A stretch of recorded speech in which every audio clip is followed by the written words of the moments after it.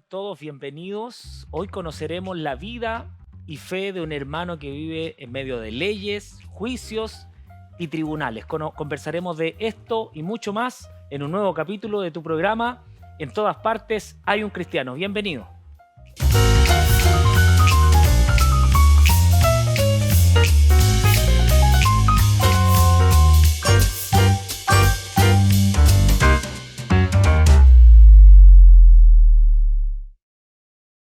¿Cómo están todos y todas ahí en sus hogares? Gracias por preferirnos, por ver este programa. Estamos muy contentos de este nuevo capítulo que estamos hoy estrenando. Y hoy tenemos un extraordinario invitado, hermano en la fe, abogado, que se enfrenta a la difícil tarea de la justicia. Vamos a estar conversando de muchas cosas, pero ya lo quiero presentar a nuestro querido hermano César Castro. ¿Cómo está, César? Hola Roberto, ¿cómo estás? Muchas gracias por la invitación. Saludo a las personas que ven el canal. Bueno, estamos acá con nuestro querido hermano César y vamos a partir hablando, primero conociéndote a ti, César, para que puedas contarnos un poco dónde nació, dónde creció, usted acá en Santiago, fuera de Santiago. Sí, yo nací el año 73 en la comuna de Las Condes, en Santiago. Tengo 49 años, estoy próximo a cumplir 50. Y viví hasta los 33 años en la comuna de Las Condes. Después me casé, me fui a vivir a la comuna de Curacaví. ¿Siempre ha estado en Santiago el gran tiempo de su...? Es la región metropolitana, pero actualmente 18 años que ya vivo en Curacaví. ¿Y ahí por elección de vida, César? Bueno, la verdad que de alguna manera sí. Claro. Sí, me casé el año 2007 y me fui, digamos, a vivir a una parcela en Curacaví. ¿Esto también es por algún tipo de cambio de trabajo? Simplemente la verdad de las cosas es que mi esposa vivía en ese lugar, en un sector muy hermoso, un sector rural de la comuna de Curacaví. Y la verdad yo me había comprado un departamento en Las Condes, me quería quedar, qué sé yo, pero cambié, digamos, lo rural por Santiago. Por todo lo que significa. Sí. ¿Reafirma su decisión de haber cambiado? La mantengo absolutamente, ¿sí? No me volvería a Santiago, creo que no. La vida también rápida que se da en Santiago. Hoy día harta gente también está eligiendo vivir, bueno, sectores ya como Colina, Buin, están siendo casi sobrepoblados con esto. Sí, la gente está buscando lugares más calmados, lugares, zonas que estén, zonas rurales. Yo creo que no me volvería, vivo en un lugar tranquilo, hoy tengo animales, tenemos huerta. Entonces hay una serie de cosas que también no podría hacer en Santiago, que no las hacía por supuesto antes y que las adquirí, digamos, las conocí cuando me fui. Parte del bienestar también personal, de vivir tranquilo. Usted algo mencionaba de su esposa, ¿hace cuántos años que está casado? Sí, yo me casé el año 2007, con ella, con Claudia. Tenemos 2 hijas. Mi hija mayor tiene 15 años y la chica tiene 9 años. Son 2 mujeres. Son 2 mujeres, sí. Y solo usted el único ahí varón de su casa. Del hogar, sí. Qué bueno. César, bueno, qué interesante lo que nos comentaba de este cambio de la ciudad a lo menos urbanizado, pero por un bienestar, ¿verdad? Pero la vida del abogado digámoslo así, es compleja por diferentes aspectos que más adelante vamos a conversar, pero ¿cómo usted o de dónde nace esta idea de ser abogado, de estudiar leyes, sobre todo ya con bastantes años de ejercicio que tiene usted? Bueno, yo tendría que remontarme hace varios años atrás y ya en mi nueva vida, ¿cierto? En el Señor, me nació el interés de volver a estudiar, sacar mis estudios, mi enseñanza media, y como me fue yendo bien, no me costaba mucho estudiar, me pareció que tenía que seguir estudiando y de pronto dije, bueno, tengo que ver alguna carrera corta y estudié técnico jurídico, y eso fue como el año 98. Pero después que me casé dije, bueno, tengo que seguir estudiando, no me puedo quedar acá, yo tengo que seguir y tengo que buscar mi camino. Y de las carreras, descarté muchas carreras que eran científico, técnico, científico, qué sé yo, las descarté porque creo que no es mi área Y me gusta mucho más el área humanista, porque me gusta mucho leer. Entonces me pareció que la carrera indicada para mí en ese momento era estudiar Derecho. Conocer. Se lee mucho Hay que leer en la carrera. permanentemente, hay que actualizarse permanentemente, hay que actualizar la legislación. En este momento Chile está creando mucha legislación, sobre todo en materia penal. Todos los días tenemos nuevos ilícitos, nuevas conductas penales. Por lo tanto, el Congreso tiene un trabajo enorme en crear todos los días distintos tipos penales para poder defender, por supuesto, a las personas. ¿Qué es Bueno, eso? usted hablaba de lo difícil que es las leyes y en general el estudiar la carrera de leyes. eh, ¿Cómo fue la experiencia en el tema universitario? Porque muchos ingresan, pero también tiene leyes una alta tasa de deserción también en Sí, la carrera. sí. Recuerdo que nosotros empezamos alrededor de 40 compañeros. Empezamos la carrera y terminamos como 16. La verdad es una carrera muy exigente que requiere mucho compromiso, mucha organización.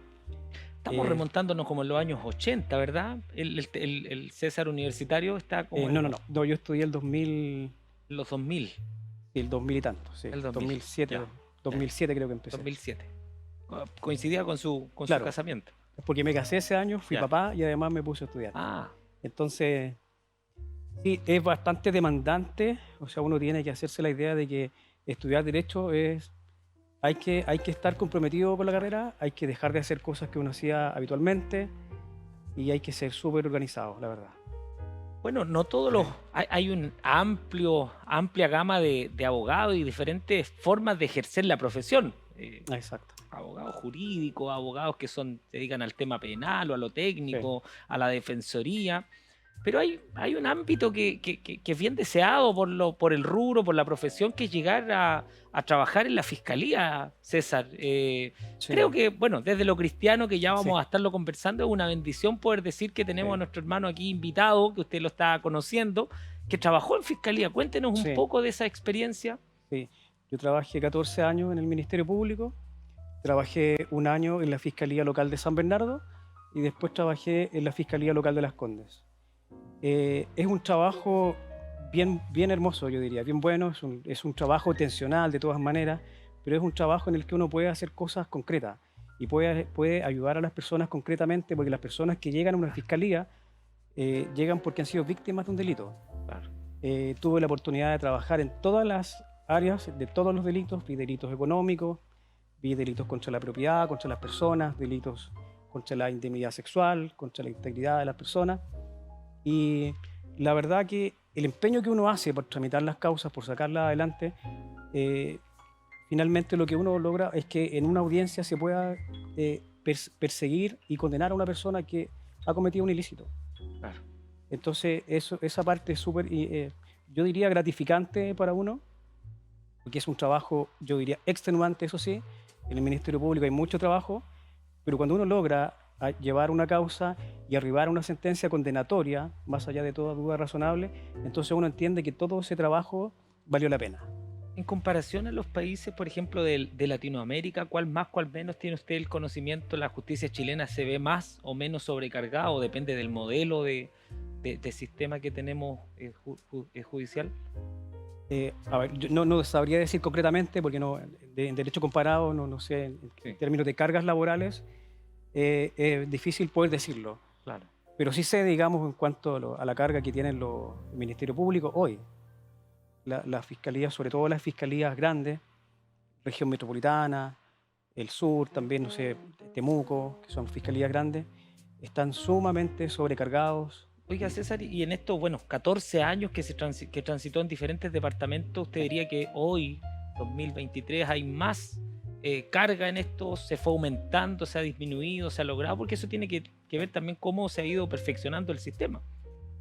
Eh, Hoy hay mucho más ingresos de delitos. El año 2000, a ver, el 2019 ingresaban a la Fiscalía de Las Condes 24.000 delitos, de todo tipo de delitos. Claro.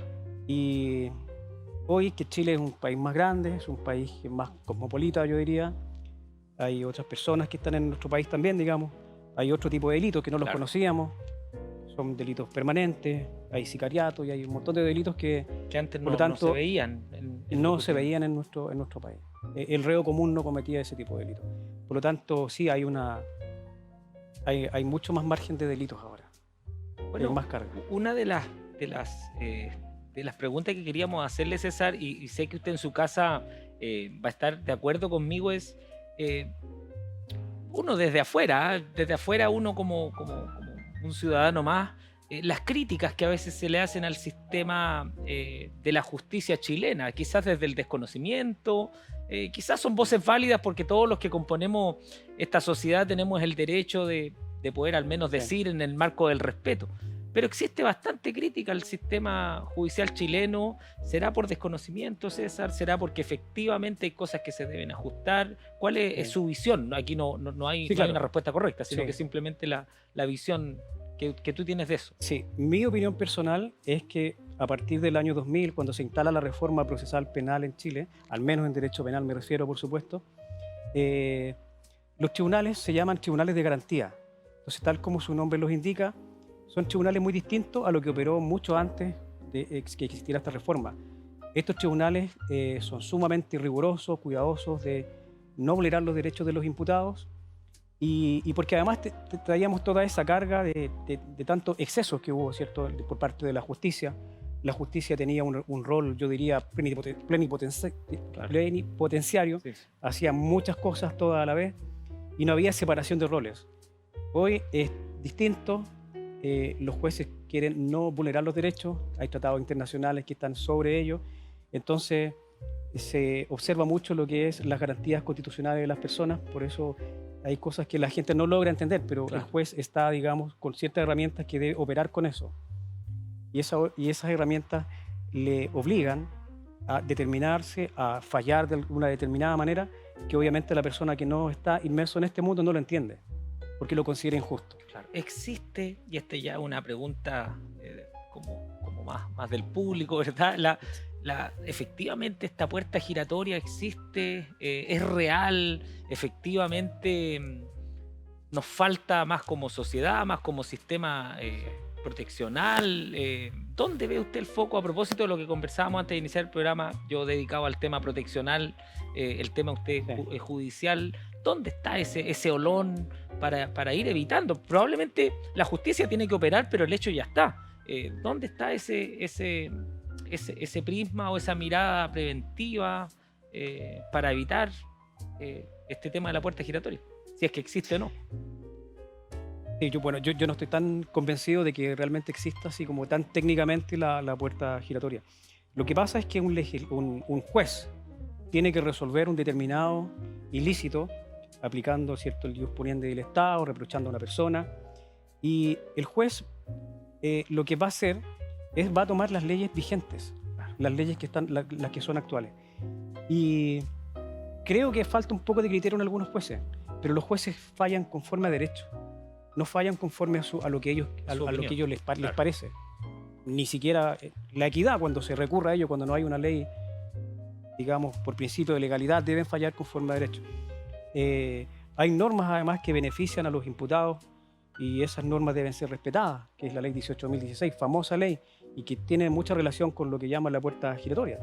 Las personas que son culpables de delito, que son sancionados, ¿cierto?, con una sentencia, también tienen derecho a que esas sentencias eventualmente puedan cumplirlas en libertad y no con una pena corporal efectiva. Claro. Entonces por ahí también va un poco el tema de que no se entiende por qué, digamos, todos pueden salir en libertad y no cumplen penalmente. Esta puerta giratoria, entonces, esa se llama una metáfora popular más que en lo real, porque como tú decías, el juez siempre actúa en derecho. El juez siempre actúa en derecho. El juez no puede actuar en contra de derecho, porque sus actos, en ese caso, son susceptibles de recurrirse. Es decir, yo puedo presentar un recurso si el juez lo ha hecho mal. Si no ha condenado cuando debía condenar, para eso está la instancia superior en las cortes de apelaciones respectivas, y uno puede apelar cuando se ha sentido agraviado, ¿cierto?, y que ha causado daño esa mala sentencia, por Son decirlo. como los llamados recursos de reposición, ¿cierto? El recurso de reposición es uno. Ya. Es uno. pero el que más se usa es de apelación y de nulidad en el nuevo proceso penal, que son los que generan la instancia de revisar la función que hizo y el trabajo que hizo el juez. Y eso es súper importante porque los jueces también son seres humanos Sí, y también sí, se sin equivocan. duda. Bueno, ya lo hablábamos respecto de los esfuerzos que hacen los fiscales por la alta carga laboral. ¿Cuáles serían estos? ¿Cómo se enfrenta si hay una alta carga laboral, particularmente los fiscales? Sí, ¿Cómo lo hacen ellos sí. para poder La avanzar? fiscalía se organiza con fiscales. Los fiscales tienen sus abogados asistentes de fiscales y hay fiscales además de turnos. Cada fiscal lleva una cartera aproximada, al menos yo puedo hablar por lo que eran Las Condes, Sí. una cartera aproximada de 400 carpetas. O sea, 400 carpetas donde, bueno, lo que sí se ha hecho últimamente es separarlas por especialidad. Hay fiscales que se especializaron en delitos sexuales, otros en delitos de robos contra la propiedad, delitos económicos. Entonces, pero cada uno tiene una carpeta aproximada de 400 carpetas. Y eso es demasiado, son muchos. Los ¿Cuánto a fiscales su se quedan. juicio deberían tener, que podríamos decir sería un margen razonable? Un margen razonable, yo creo que un fiscal debiera tramitar 250 a 300 carpetas por mes para obtener buenos resultados. ¿Ese es un tema de recursos que hayan más o menos fiscales o un tema del aparataje judicial? Es un tema de que no hay tanta contratación de fiscales. Eh, hay leyes que se han creado para, digamos, aumentar la dotación de los fiscales, pero siempre es insuficiente porque la verdad que los delitos van en alza. Hay mucho más delitos que hace 5 o 6 años atrás. Entonces cada fiscal no da abasto para todo, por eso se archivan muchas causas. Las Condes es una de las fiscalías que archivaba más archivos provisionales, por falta de antecedentes. Entonces, pero es por eso, es por falta de recursos y falta de personal. Bueno, hoy tenemos acá a nuestro invitado, César Castro, abogado, 14 años trabajando en la Fiscalía, y queremos hacer una pregunta. César, no podemos desconocer el proceso histórico, político que se está viviendo en nuestro país, ¿cierto? A propósito de la Constitución, de la Constituyente, todo el proceso que se ha venido ya desde el año 2019, 20 hasta la fecha, ¿verdad? Donde sin duda Chile ha sido un lugar donde se ha demarcado cierta tensión política, social y cultural. Pero particularmente, ¿cuál es tu opinión que el Poder Judicial sea independiente? O que la Constitución salvaguarde este derecho. No sé si referente a eso tú nos puedes compartir tu visión. A ver, mi opinión es que la justicia debe seguir como hoy está. O sea, el Poder Judicial es un poder autónomo e independiente que toma sus propias decisiones y no debiera cambiar jamás. No debiera, por supuesto, estar en los 12 bordes, ¿cierto? Claro. Ya está incorporado, eso ya se zanjó y el Poder Judicial va a seguir siendo independiente, debe ser independiente, no debe estar ¿Cuáles serían coaccionado los por riesgos de que no fuera independiente, por ejemplo? Si el Poder Judicial no fuera independiente, los gobiernos de turno, la política de turno, la política partidista, podría ejercer una influencia negativa, me parece a mí, porque para modificar los fallos. Sobre todo hemos visto que los políticos, sobre todo, han incurrido en muchos ilícitos últimamente. Si eso fuera así, entonces estaríamos sumamente complejos porque ya no sería un poder independiente, sino que sería la política la que gobernaría todo esto. Entonces, el Poder Judicial ya no tendría libertad para resolver los asuntos. O sea, si pierde autonomía y libertad, ¿hay es algún complejo. lugar donde exista esta forma, donde no sea independiente el sistema? Lo desconozco. Ya. Lo desconozco, si hay algo. Qué bueno que ya se sobreguardó al menos ese principio y como Sí. como tú lo decías, César, creo que lo mejor es que sea independiente el sistema judicial porque asegura de alguna manera Absolutamente. lo fidedigno que puede ser un fallo, en ejercicio de derecho dentro de una sociedad. Exactamente. ¿Qué más puedes comentarnos tú ya como opinión César está ejerciendo un rol sin duda ya particular, ¿verdad? Sí, Privado de alguna manera, ya no está en la fiscalía, pero dentro claro. de ese bagaje profesional de este proceso cultural que está viviendo Chile y político, ¿cuál es tu visión respecto de esta nueva constitución? De la nueva constitución, eh, bueno, eh, no me resulta tan fácil decir, pues no me Sí, gusta decir ideas políticas, pero creo que con los 12 bordes se aseguran ciertas cosas, digamos, que son importantes para el país. Otras me parecen muy discutibles. En materia penal me parece que todo va a ir igual. No creo que haya mucho cambio. Eh, Eso, no sé qué más decir de lo... pero es necesario de alguna manera este cambio había que hacerse cargo de alguna manera de este cambio social o político. El tema es que en lo judicial, que funciona como un aparataje aparte, ¿verdad? Esperamos que se mantenga tal cual. ¿Existe alguna mejora, tú crees, que se le puede hacer al sistema judicial chileno? Sí, sí. Yo creo que en cuanto al Poder Judicial, el Poder Judicial necesita mejoras, necesita jueces más comprometidos, más preparados, en nuevos delitos. Tenemos nuevos delitos en Chile. El reo común chileno no comete este tipo de delitos que se están cometiendo ahora: sicariatos, Ha homicidios por habido encargo. un cambio muy sustantivo en Sí, eso, en bueno, ese por tipo esa de delitos. razón se crean todos los días nuevos ilícitos. Por eso que en este caso se están creando todos los días nuevos delitos, porque hay nuevas figuras penales que no existían. Claro. Entonces, crímenes por encargo, secuestros extorsivos, hay delitos asociados a tráfico, tráficos con muerte, que si bien es cierto existían en Chile, no eran tan frecuentes, no como ahora. Ahora es demasiado, son muchos los delitos. Y falta capacitación en eso, entiendo yo. Bueno, estamos conversando con César Castro, nuestro invitado de hoy. Desde ya agradecerte Muchas gracias. por esta grata conversación y sin duda que nos ayuda a conocer un poco más eh, estos temas divergentes de nuestra sociedad. Desde, como lo decíamos hace un momento atrás, César, cuánta gente desde su casa dice, oye, la puerta giratoria o la justicia Sí, no opera y sí opera. Sí se trabaja, sí se opera. existe derecho, sí existen leyes que nos amparan, solo que a veces se vuelve difícil. Y eso es una pregunta que te quería hacer.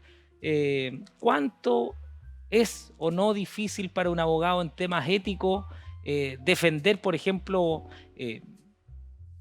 situaciones, por ejemplo, de abuso, de violaciones, Sí, de drogas, de traficantes o de situaciones más complejas? ¿Qué sí, línea tan delgada se cruza ahí, César?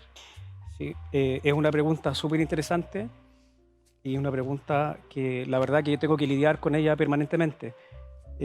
Como me dedico al derecho penal y las defensas técnicas, he asumido la defensa de muchas personas por delitos de la naturaleza que usted me habla. Y, y confronta un poco también la vida, no solamente la fe, sino que el sentido común de uno. Porque personas que han sido, por ejemplo, autoras de un delito de abuso sexual, de violación contra menores, eh, es complejo. Pero yo parto de la base de que yo tengo un insumo que me proporciona el propio cliente, que es la persona a quien defiendo, Claro. y que es que él me tiene que contar la verdad, me tiene que decir si el hecho delictivo, ¿cierto?, ocurrió o no ocurrió, si tuvo o no tuvo lugar. Si él me dice que no tuvo lugar y que él no tuvo participación como autor, ni cómplice, ni encubridor, entonces yo trabajo con eso. Yo debo creer lo que él me dice y trabajo en función de eso. Ahora, si él me dice lo contrario, voy a trabajar del mismo modo. Voy a buscar las leyes que sean, digamos, que lo, que lo beneficien, por supuesto. Voy a buscar las mejores leyes que hagan variar una pena, más, por supuesto, moderada. Esta elección de alguna manera profesional, César, ya a lo mejor la puede hacer alguien como tú que tiene mucha experiencia. ¿Qué pasa, por ejemplo, con quizás con los jóvenes que están egresando, que egresaron y que están iniciándose en eso? A veces hay que agarrar Sí, lo que se dé, ¿verdad? Pero hay un tema que te confronta como persona de alguna manera, ¿cierto? absolutamente. Absolutamente.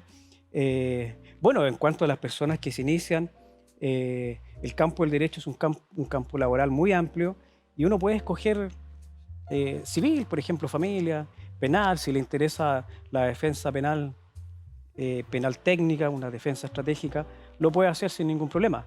Hay que prepararse, hay que hacer postítulos, hay que hacer cosas como para estar preparado, porque hoy todo es a través de la litigación, hay que estar preparado, hay que saber qué decir ante un juez, hay que saber cómo alegar y hay que luchar por el cliente.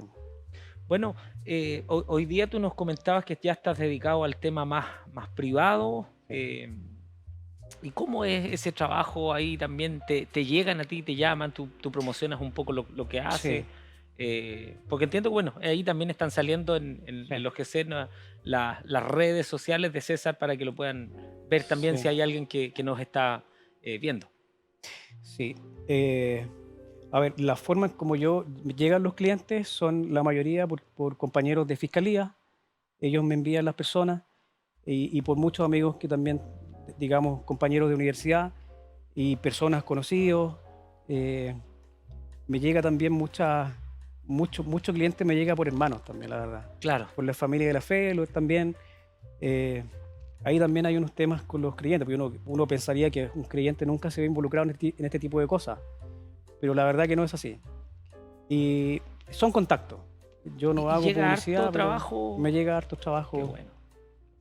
trabajo Bueno, penal. usted Sí. adelantó, César, una pregunta que vamos a tratar en nuestro segundo bloque Ujú. respecto de cómo se ve enfrentado también a lo mejor algún cristiano, algún hermano, alguna familia nuclear que toda la vida han sido cristianos y se ven enfrentados, por ejemplo, que uno de los hijos ha incurrido en una situación.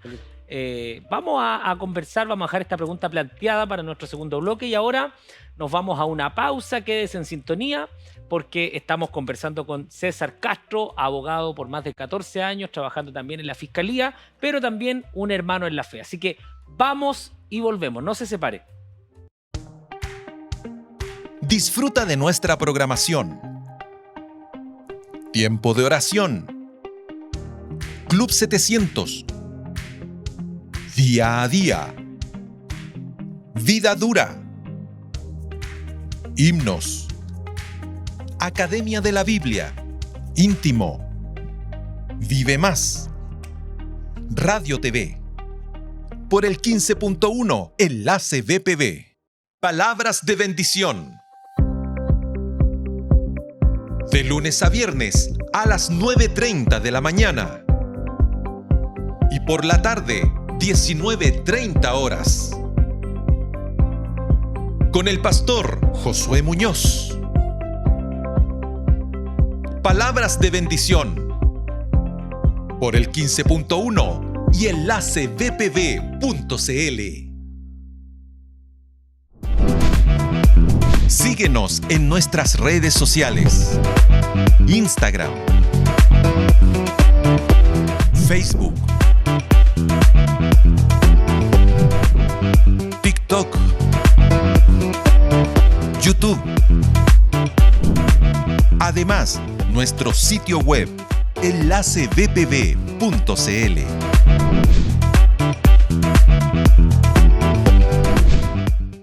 El 15.1 también está en Spotify. Revive nuestros programas en formato podcast. Búscanos como el 15.1 Enlace BPB. Ya estamos de vuelta en tu programa, en todas partes hay un cristiano y como todo el primer bloque conversamos de la parte profesional de nuestro invitado César Castro y como ya es de costumbre este segundo bloque tiene la parte que más nos gusta a nosotros sin duda y a todos nuestros televidentes que tiene que ver con la parte espiritual, cómo nuestro hermano abogado con estos 14 años en fiscalía, con tanta experiencia, también conocer la parte espiritual. César, ¿cómo, cómo conociste, cómo fue tu encuentro con Jesús? Sí. Bueno, fue muy especial y voy a tratar de resumir mucho, pero fue el año 91, julio 26 del año 91. Yo había discutido con mi mamá. Ese día yo estaba drogado, hace tiempo yo me drogaba, Y estaba muy mal emocionalmente, discutí con mi mamá, yo me iba. Me fui de la casa y me fui con un bolso que armé. Y cuando iba caminando, voy pasando por fuera de una iglesia evangélica, que es la iglesia donde yo finalmente nací en el Señor. Y de pronto me vi dentro de la iglesia, no sé por qué, es una voz que me dijo, entra, entra. Y entré a la iglesia, era un día jueves, y desde ese día nunca más me salí de la iglesia. Nunca me salí más del Señor, supe inmediatamente de que yo nunca más sería el mismo y de que algo había pasado en mi interior. Esa es la manera como yo llego a los caminos del Señor. Qué tremendo, César. Bueno, todos, Sí, todos a veces tenemos un encuentro personal con el Señor, pero estas cosas espontáneas que Dios lo hace de en un momento hacer todo lo que a un hombre sería difícil dejar o hacer. ¿Tú sientes que Dios te tenía reservado un lugar, un propósito, a propósito de todo sí, lo que has hecho tú también durante todos estos años como abogado? sí. Sí, yo debo decirlo con, obviamente, modestamente, por supuesto, creo que Dios sí puso sus ojos en mí, como lo hacen muchas personas. Eh, no veo de qué forma yo podría haber salido del mundo en que yo me encontraba en ese momento. Yo tenía 17 años y si yo, a ver, si no hubiese intervenido Dios en mi vida, si no se aparece en mi vida en ese momento, es difícil saber dónde yo podría haber estado al día de hoy. Probablemente en lugares terribles, haciendo cosas muy distintas.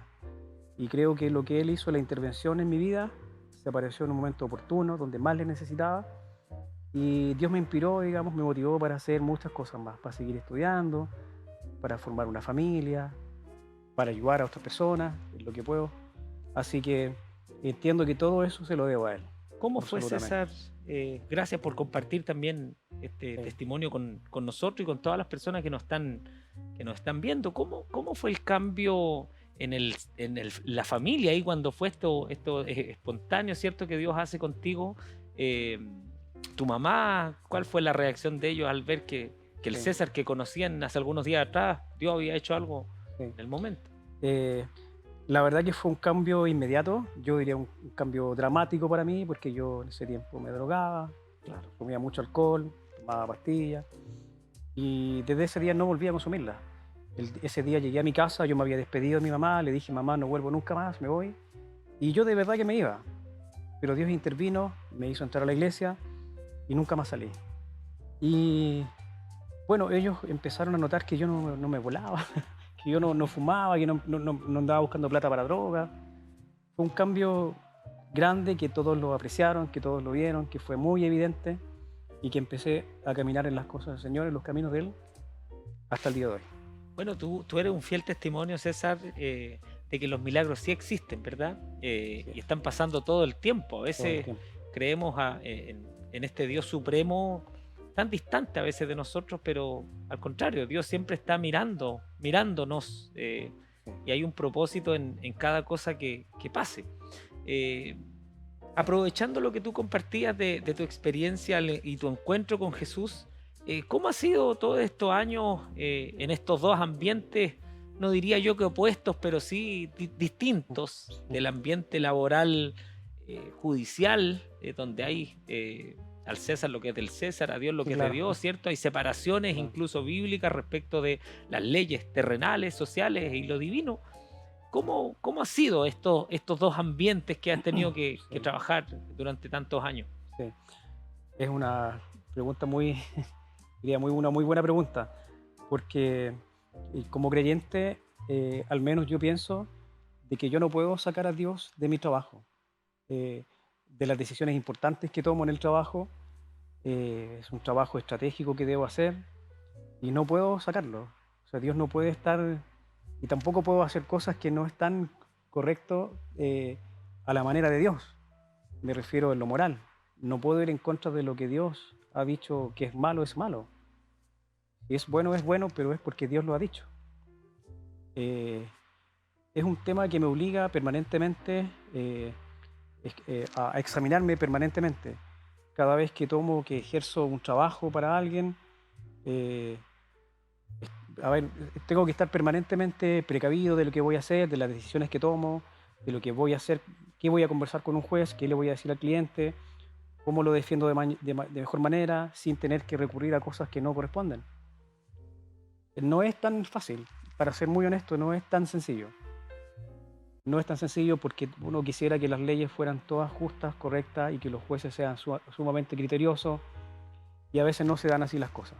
Claro, nosotros que conocemos la justicia de Dios sabemos que hay solo uno que es absolutamente por esencia justo. Justo y correcto. Pero en virtud de eso, quizás una pregunta que te va a poner en algún aprieto, pero ¿cómo se puede relacionar o cuál es la relación, César, solo con tu experiencia, entre la justicia de Dios, ya, esta justicia absoluta, Sí. divina, con la justicia terrenal, quizás falente, pero ¿hay algo de estos dos ámbitos que tiene algún tipo de Sí. relación? Eh, yo creo que sí, por supuesto. Las normas jurídicas, por lo menos en materia penal, eh, son creadas esencialmente por gente que igual, que es como uno, que tiene errores, que tiene cosas buenas, aciertos, desaciertos. Y, y la Escritura incluso nos manda a someternos a las autoridades que ejercen jurisdicción, que ejercen control, que toman decisiones importantes como son los jueces. Es el apóstol Pablo el que se encarga de eso y nos dice que debemos sujetarnos a estas personas. De manera que cómo nos relacionamos eh, con el temor. Uno debiera ser temeroso de la... de hecho, el apóstol dice, no temas si haces el bien, o sea, teme si haces el mal, porque no en vano lleva la espada de la justicia, Claro. ¿cierto? Y es siervo de Dios, un juez. Por lo tanto, lo que yo entiendo es que las normas que se crean están de alguna manera orientadas para que las personas tengan una mejor forma de vida, para reprimir las malas conductas, ¿cierto? Para hacer detener un poco los ilícitos, lo que uno llamaría pecado de alguna manera. Entonces uno tiene que sentir temor en ese sentido y creer que Dios también está involucrado en eso y que mejorar las leyes penales chilenas también es un asunto de Dios. Y no debiera uno creer que no está. Muchos jueces incluso son creyentes. No lo dicen, digamos, públicamente, pero sí creen. Tienen convicciones. Hay algo que conversábamos fuera de cámara y antes de iniciar el programa que tiene que ver con bueno, la justicia terrenal. Hay que acogernos a esta justicia porque nos permite convivir, ¿cierto? Es parte de las leyes sociales, de los consensos que hay en la sociedad y que nos permiten armonizar. Si no sería la ciudad gótica, ¿verdad? De Batman, sería un caos. Pero por sobre esta ley, sin duda hay una ley espiritual, está la ley de Dios. Hay un caso que tú comentabas, más que detallar el caso particular, es cómo Dios puede obrar incluso por sobre estas leyes terrenales, ¿verdad? Que es cuando Dios decide, o cuando Dios promete, o cuando Dios dice algo. Cuéntanos un poco eso de estos principios generales, un poco de decir que si hay alguien que está pasando un momento difícil, este es un programa que lo ven eminentemente cristianos y personas no cristianas también. Pero incluso en los momentos difíciles, ¿verdad, César? Dios puede intervenir, ¿verdad? Absolutamente. Sí, yo he sido testigo de...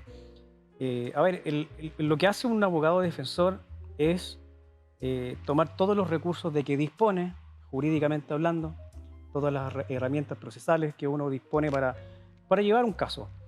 Pero hay oportunidades en que, habiendo uno hecho todo lo que debía hacer, ¿cierto? Extremado todos los recursos, no se dan los resultados que uno quería. Pero hay cosas que suceden, sin embargo, cuando uno ha hecho todo eso, uno obtiene resultados, pero no necesariamente porque uno fue el que hizo todas las cosas. Yo me refiero a esos casos complejos, esos casos que ya no hay ninguna forma de que ningún abogado, por muy buen abogado que sea, pueda solucionarlo. Hay casos, yo he conocido casos, en que es Dios el que ha hecho justicia. Es Dios, es el que ha movido a un juez a cambiar su sentencia o a dictar sentencia en un sentido o en otro. Realmente creo que Dios lo puede hacer, lo ha hecho y no tiene problemas, digamos, con ningún juez ni con ningún abogado. Él es el abogado de los abogados. Dice Apocalipsis que donde Él abre una puerta nadie puede cerrarla y donde Él la cierra. Entonces, en ese sentido, el Señor es dueño de hacer lo que quiere. Y está por sobre la decisión. Absolutamente. En la voz, en la presencia de este abogado, como decías tú, de Sí. juez de jueces, Juez de ¿verdad? jueces. Señor de señores. Así es. Hay algo que tiene que ver con la moralidad, con lo difícil que es a veces como humanos nosotros en lo terrenal discernir de casos más complejos, menos complejos en lo moral. Y adelantábamos una pregunta en el primer bloque antes de la pausa, que usted se puede recordar, que es cuando, por ejemplo, hay situaciones de conflicto, de crisis en familias cristianas, por ejemplo, César, familias que toda su vida, incluso líderes o pastores que han liderado, que han aconsejado, pero por situaciones de la vida, uno de los hijos, por decisión personal o no, o por accidente, incurrieron, por ejemplo, en un delito, incurrieron en una situación donde la ley terrenal debe ser dictada. ¿Cómo se transita en esos casos moralmente complejos? Bueno, eso, lo primero que habría que decir que el daño que provoca los efectos de un ilícito, no solamente para quien los recibe, sino para la persona una vez que es sancionada o que es intervenida judicialmente, son terribles, yo diría. Son terribles para él, para la persona, para el afectado y también para la familia. La familia que tiene que lamentar que su hijo, que nunca estuvo en la cárcel, ahora ve a su hijo que estaba tras la reja, lo tiene que ir a ver, tiene que hacer colas para ir a dejarle cosas, encomiendas. Empiezan a hacer cosas que nunca se imaginaron que podían hacer. Siempre es lamentable, no solo cuando se trata de creyentes. Sí, claro, uno lo lamenta más de alguna manera cuando habla con hermanos. A mí me llaman hermanos que sus hijos tienen problemas de droga, que los defiendan esto, que cometieron este delito. Y es bien lamentable y uno tiene que hacer un poco de sostenerlos, de ayudarlos, de explicarles lo que es un doble proceso rol penal casi, César, ¿verdad? y ser como un poco psicólogo también, Claro. porque ellos no entienden ni el proceso penal ni la situación que están viviendo y hay que contenerlos permanentemente. Oiga, ¿nos metemos mucho en problemas los evangélicos o no tanto? La verdad de las cosas, que los evangélicos jóvenes, diría yo, la generación que viene, hijos de creyentes, Los me nietos refiero, o hijos de la primera claro, generación de ellos evangélicos. sí, es muy frecuente.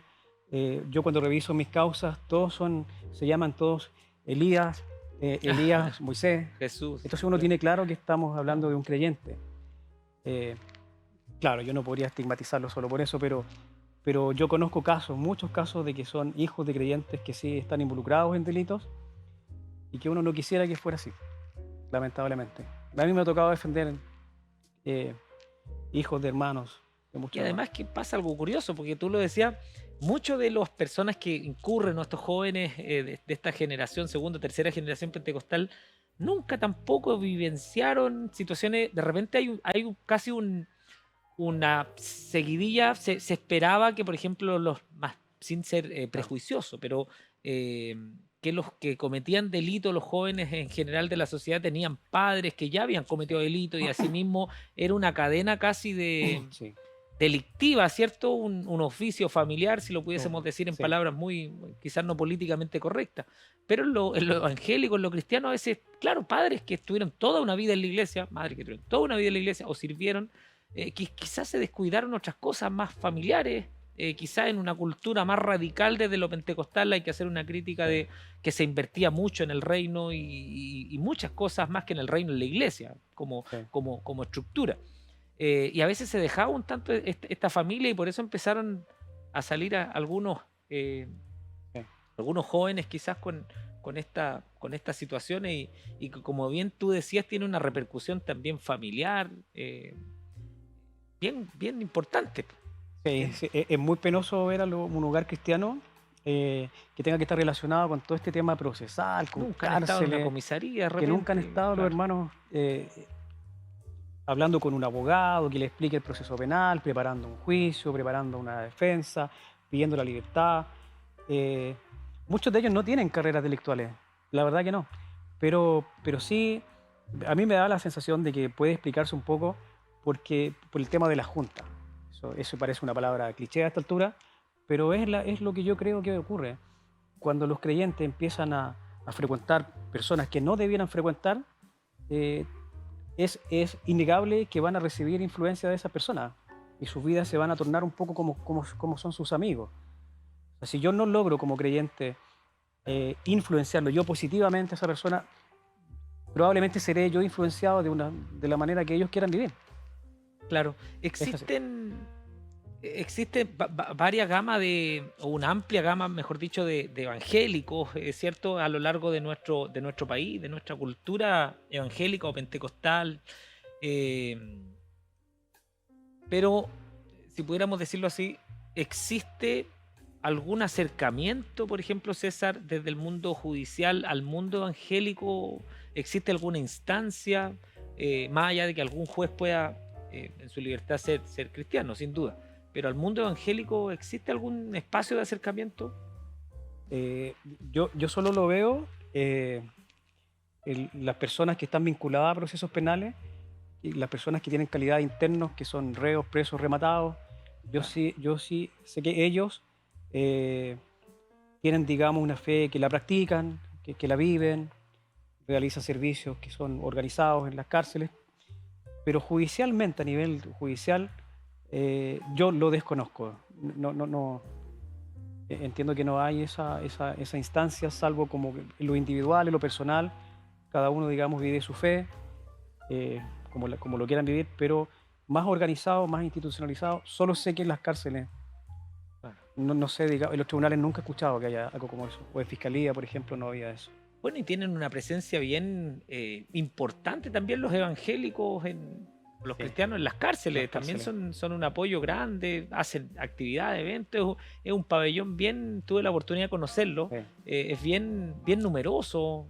Muchos se escudan también ahí, a veces cuando sí, están en riesgo vital o alguna amenaza, se van al pabellón claro. de los llamados hermanos, ¿verdad? Exactamente, es muy común porque la verdad que una Sí. persona, sobre todo los que nunca han caído, estado presos, digamos, que se van a una cárcel, ellos se acercan a los hermanos y algunos lo hacen sin ningún interés, digamos, en buscar a Dios. Es lamentable. Lo hacen simplemente porque quieren salvar la situación, porque no quieren ser expuestos, que no les causen ningún daño, pero tienen la oportunidad de ser, de todas maneras, ser predicados, se les habla del Señor. Y yo converso también con los hermanos y ellos se dan cuenta cuando hay alguien que se acerca solo porque quiso evitar, digamos, que fuera atacado. Pero lo dejan un tiempo, esa es una práctica, y después se van solos, y cuentan los hermanos. Oiga, César, Sí, tú nos comentabas de tu encuentro con el Señor y también varios años participando en la iglesia, sí. ¿verdad? Como cristiano. Eh, ¿Qué nos falta como iglesia, como estructura cristiana, indistintamente de diferentes matices pentecostales, metodistas, algunos matices que pueden haber con algunas cosas, pero como iglesia en general? ¿Qué nos falta para acercarnos a este, a este aparataje jurídico, judicial, para tener una presencia un poquitito más, es decir, aquí estamos nosotros como cristianos también, esto es lo que hacemos, es visibilizar Sí. un poco más el rol social también que tiene la iglesia en las poblaciones en general? Yo siempre he pensado en eso porque creo que justamente en estos lugares no hay mucha llegada no hay mucha presencia del pueblo de Dios. Eh, me parece que lo que debiera hacerse es eh, dejar un poco el temor a qué nos van a decir. Si somos profesionales y tenemos esta fe, no nos convierte en personas como de segundo grado, unas personas. eh, Creo que necesitamos valentía. Valentía, yo creo que es lo primero que necesitamos para poder. Bueno, de hecho, fue lo primero que el Señor le van a recibir poder para poder comunicar el Claro. Evangelio, para poder transmitirlo. Necesitamos creer que realmente Dios también quiere llegar a esas personas. Todos ellos, por muy capacitados que tengan, no sé, que tengan mucha autoridad, igual necesitan salvación. Y nosotros a veces no nos acercamos porque creemos que nos van a rechazar. Pero no es así. Porque a muchos colegas les he hablado y ellos escuchan el mensaje. Lo reciben al menos. No son reticentes al mensaje. Si uno encontrara, digamos, la fortaleza en el Señor y pudiera disipar todos estos temores, qué nos van a decir, yo creo que tendríamos un mejor resultado y mucha gente podría también ser alcanzada gente que está en esos lugares. ¿No? Y está la premisa de que, en definitiva, el rol o el mandato divino tiene que ver con enviar el mensaje, ser Amén. los mensajeros. Ahora, Absolutamente. el crecimiento, la estabilidad, el insight del espíritu Sí, tiene que ver con lo que la labor del Señor. O sea, nuestra labor, como te exactamente. dices, es ser luz, es ir a Exacto. esos lugares. Así que animarlos, sin duda, por ahí alguien nos está viendo con la experiencia de César, de no dejar, ser Sí, prudentes, ser respetuosos, pero en todas partes se necesita de Dios, sin duda. absolutamente. Yo lo puedo comprobar en muchos colegas. El trabajo que nosotros hacemos es extensional, es un trabajo fuerte, yo diría, es un trabajo que vamos irrumpiendo contra los jueces, contra criterios. Y muchas veces yo me tomo que mis colegas no están bien. Yo oro por ellos también, oro incluso por los imputados, que son mis clientes. Nunca, digamos, he asumido un caso en el cual nunca he presentado al imputado, siempre lo he hecho en oración. Y uno también entrega un mensaje a ellos, porque ellos también sufren, los colegas también sufren y tienen problemas duros también. Bueno, César, hay una parte de nuestro programa que queríamos pasar rápidamente que es el ping-pong de preguntas, con el Ah, afán perfecto. de Ya, conocerte. Ya hemos conversado suficiente de tu área profesional, de sí, tu precioso testimonio de tu encuentro con Jesús, tu cambio que Dios, el sí. milagro que Dios hizo contigo. Eh, ¿Cuál sería tu libro favorito? La Biblia completa, naturalmente, pero podría decir otro más. Que es un libro, me gusta un libro que es mi autor también. Me gusta Crimen y Castigo de Fyodor Dostoyevsky. He leído todos sus libros y también me gusta mucho, Ese libro en particular, en Crimen y particular. Castigo. Claro, diría un libro secular, pero es un libro maravilloso para mí. Oye, Muy César, bueno. si no hubiese sido abogado, ¿qué hubiese sido? ¿Qué te hubiese gustado ser? Eh, Algo relacionado como escribir, algo con escritura, no sé, Siempre te tal vez. gustó la lectura, la Sí, claro. escritura, siempre. Sí. Aún siendo cristiano, yo leía mucho, y no solamente textos cristianos. Digo. Hay una pregunta que algo lo conversamos en la pausa. ¿Algún sistema judicial que tú admires del mundo en general? El sistema americano, en lo que es derecho penal, con este jurado de personas comunes y corrientes que llegan y que toman ciertas decisiones para resolver esos conflictos de interés jurídico. Y Eh, hablabas tú del sistema alemán también como. Sí, lo que pasa es que el sistema alemán, el derecho alemán es el que más ha contribuido a mejorar el derecho penal en cuanto a crear nuevos ilícitos, a las conductas que sean mucho más claras y que tengan mejores sanciones más adecuadas. Lugar para visitar que no hayas visitado, Isla de Pascua. Me Isla de gustaría, Pascua. sí, Eso te falta por sí. visitar. Eh, y, y como última pregunta de este ping-pong, ¿qué consejo le darías tú, César, a tu yo más joven, ya después de tu Sí, experiencia laboral cristiana? ¿Qué consejo le darías tú? sí. Eh, que debiera haber empezado antes lo que empecé cuando ya estaba. Yo empecé a estudiar a los 33 años. Entonces, yo me hubiera autodeterminado mucho antes a poder estudiar, haber hecho otras cosas, me hubiese gustado hacer muchas más cosas para el Señor, en lo evangelístico, en la predicación, en la enseñanza. Eso sí me hubiese gustado. Eso le dirías tú Eso a tu a César. César. Sí, Bueno, enfócate en eso. una última pregunta antes de cerrar este hermoso programa que hemos tenido. A lo mejor ahí en las pantallas hay alguien que está decidiéndose a estudiar Sí, leyes, a ser abogado, es cristiano, está temeroso, hay tantas cosas sí, que se dicen, es difícil separar el ámbito profesional de lo cristiano, o a veces es imposible, hay sí, diferentes miradas. ¿Qué consejo le darías tú, César, a un joven que está iniciando en sí. esto o está pensando estudiar? Sí, a ver, yo me enfocaría en los jóvenes, no solamente cristianos, digamos, eh, que realmente se puedan enfocar completamente en la carrera que les gusta. Si es derecho, o sea, tienen que saber que es una carrera altamente demandante, que requiere mucha organización, mucha concentración, que realmente hay que dejar ciertas cosas, hay que dejar un poco el carrete de lado, si les gusta carretear, qué sé yo, y hay que comprometerse y con esto, porque de lo contrario se torna muy difícil sacar esta carrera porque es de mucho, mucho estudio. Eso les diría a los creyentes que realmente asuman estos compromisos, que se transformen en personas que estudian, que podamos sacar adelante, si nuestras familias no tuvieron la posibilidad de ir a la universidad, ¿por qué no podemos? ¿Por qué nosotros? O sea, yo no tenía ni una posibilidad de ir a la universidad y sin embargo Dios proveyó todos los medios. Yo nunca estudié con crédito, lo pagué, porque Dios proveyó todo. Entonces yo les diría lo mismo, que se atrevan, que crean y que también es una forma de poder también darle gracias a sus papás. O sea, si yo consigo algo, un logro, yo estoy honrando también de esa forma a mi papá. Estoy diciendo, papá, tú te esforzaste, yo te voy a pagar con esto, voy a estudiar.